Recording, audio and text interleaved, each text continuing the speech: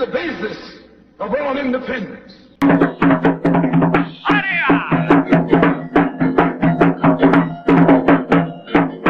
Hello, I'm back. This is Dr. V's Revolution Will Not Be Pesticides, and today we are doing a video, a history/gardening video on dun dun dun cotton. Picking cotton from the break of dawning till the day I'm through. Oh Lord, that sun's baking, wearing me out with all the work I do.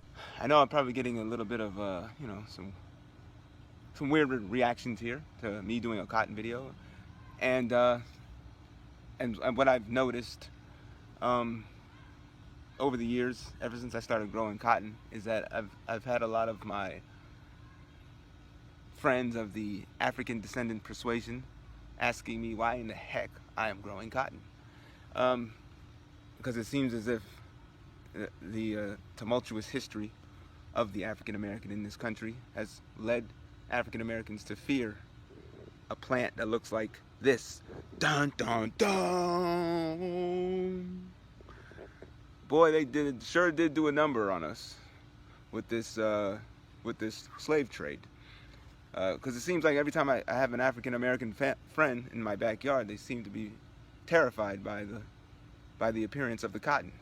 But anyway, I always tell them, I mean, look, you're wearing cotton right now. I mean, and this cotton that you're wearing is actually probably coming from other slave labor in some other country. Now, I don't mean to make light of the experience of the ancestors and the picking cotton on the plantations or anything, but there's got to be a certain point where we start to look at ourselves and we say to ourselves, how have they gotten us to feel so insecure to the point that we can't even look at a cotton plant without feeling sorry for ourselves? When you really think about it, think about all the different products that have been produced by our ancestors, whether it's sugar. Because does that mean I'm never going to eat another sugar cane or ever see another sugar plantation ever again? There's cotton, there's tobacco, there's rice, there's indigo, there's coffee, there's gold, there's silver. All of these things were produced by the Africans throughout the diaspora. There's got to be a certain point where we take ownership over these things. No one's forcing us to grow the cotton anymore. But at the same time, you can go out there and grow your own cotton and make some money for yourself. Or you can go out there and start your own business and do these things for yourself. So we got to stop running from the notion and being so insecure about something that happened to the ancestors. And we got to take it and flip it and embrace some of those things. And the problem was not so much picking the cotton. The problem was picking the cotton and receiving no benefits or profits from it and being forced to do it.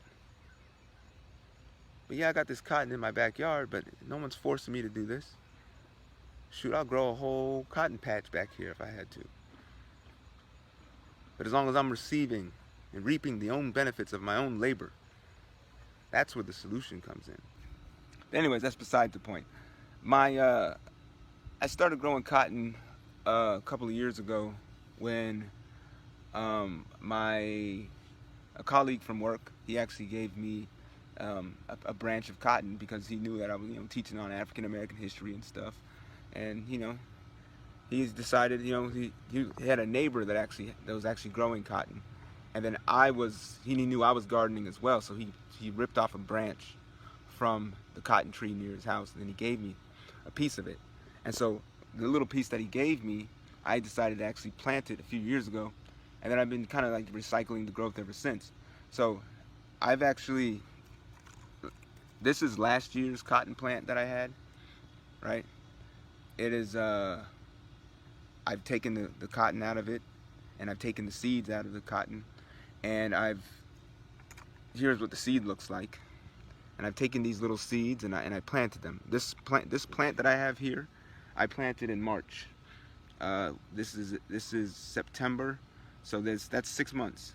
So in 6 months, I was able to get a huge cotton plant like that. I had other cotton plants as well, but these two cotton plants that you see in the back there, this one and that other one there, those actually, I started those cotton plants out in another part of the yard, which wasn't getting that much sun. So they're not as big and they're not flourishing like this one is. But I also have two cotton plants way over there in the corner. But see these cotton plants here, this cotton plant here is actually doing pretty well, as you can see. Now, one of the things that I use the cotton for is my daughter. She likes to sew, and she likes to do all those kinds of things. So what I have her doing is, you know, I send her out here to pick some of the cotton. She takes the seeds out and she uses the cotton to actually put inside of her little pillows or things like that she sews, and then she gives me the seeds back for me to recycle for the next year. So, and there's actually, I have a lot of cotton that I haven't even picked the seeds out yet already. But it made me realize actually the importance of the cotton gin itself. You see, this plant right here caused all types of wealth for people in the United States, and also caused all kinds of suffering for people in the United States. All right, so the wealth and suffering, those things went hand in hand. If you go back to the year 1787, when our Constitution was ratified, you'll find that our country, the United States, barely even grew cotton at that time.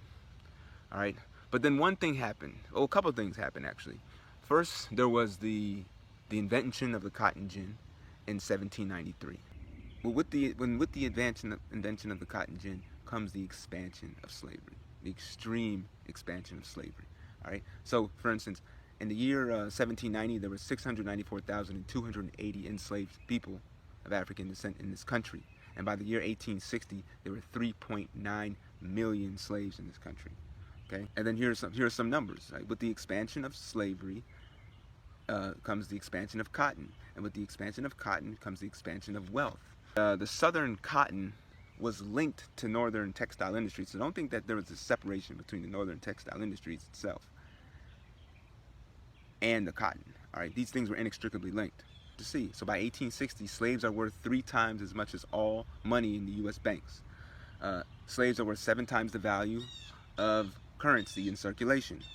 Slaves are worth 3 times all of the livestock in the United States. Slaves are worth 12 times the value of the cotton crop itself. Slaves are worth 48 times the value of all U.S. expenditures. In the mid-1800s, cotton is more than 50% of all U.S. exports. And also, 75% of British cotton came from the American South.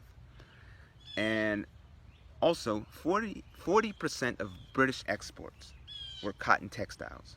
So even the Britain itself, who was supposed to be non-slave holding, prided themselves in abolishing slavery in 1834, even they were extreme when it came to the use of cotton. And even their economy, as you can see, was dependent upon cotton coming from the American South. So you can see all the things that would happen during this time period, and you can see how all of the cotton started to influence the policies and the politics of the United States at the time. Just some more numbers here. By 1850, of the 3.2 million slaves in the country's 15 slave states, 1.8 million were producing cotton. Okay. Also, by 1860, slave labor was producing over 2 billion pounds of cotton per year. American cotton soon made up 2/3 of the global supply, and then the production continued to soar. And this would all obviously hit its pinnacle at the point of the Civil War itself, between 1861 and 1865. But you can kind of see where a lot of the decisions and a lot of the politics that were going on in the country at the time. Things like the in addition to the Louisiana Purchase, but you had like the Mexican-American War was rooted in the idea of the expansion of cotton. You had things like the Dred Scott case, was associated with the expansion of cotton, and this whole idea that the cotton kingdom, the cotton plantocracy, the ones who were owning these slaves, had such a grip on our government at the time that a lot of our policies, like the Fugitive Slave Act of 1850, which basically said that any African American that runs away to another state, and to a free state that is, that slave state has the right to go into that free state and retrieve that runaway. And not only that, but also the free state has to use its own resources in order to return that runaway slave as well. So you can see how you start to see like the policies of the country are really starting to shape things. But yeah, this cotton crop right here really caused a lot of death and destruction and turmoil, but it created a lot of wealth for people, especially in places like Mississippi. All right, very, very dependent upon the crop itself. There's a lot of blood involved in this crop, but it's a very, very pretty crop, as you can see. My mom was telling me that when she was growing up, her grandma used to grow cotton and bring cotton to them, and my mom used to use some pieces of cotton to make things as well. So I've been doing the same thing with my own kids. Anyway, that's cotton crop. This cotton plant here took 6 months to get to this point. There's a lot of bloody history involved in it, but yeah, that's it, guys. That's my video on cotton. Remember, the revolution will not be pesticides. See y'all later. Land is the basis of all independence. Picking cotton from the break of dawning till the day I'm